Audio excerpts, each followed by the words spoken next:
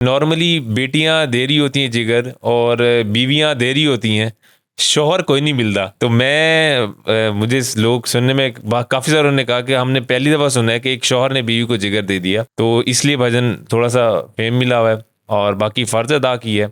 बाकी जब आप फीलिंग्स की बात करें तो बड़ा मुश्किल टाइम था, मैं आपको लफ्ज़ों में वो तकलीफ़ बता नहीं सकता। ठीक है, यही मेरा रूम होता था और यहीं पे मैं जब अकेला इनको तकलीफ़ में देखता था। ये बाज़ दफ़ा इधर गिर भी जाती थी। जब लिवर फेलियर हो जाता है तो उसके कुछ सिम्टम्स होते हैं। वो लास्ट सिम्टम ये होते हैं कि पेट में पानी पड़ जाना, जिस्म सारा फूल जाना, सांस का ना आना, क्योंकि जब पेट में पानी पड़ जाएगा तो आपके जो लंग्स हैं, फेफड़े हैं, वो साथ में सिकुड़ जाते हैं। और डॉक्टर साहब ने कहा था कि इनको खून की उल्टी भी किसी भी टाइम आ सकती है।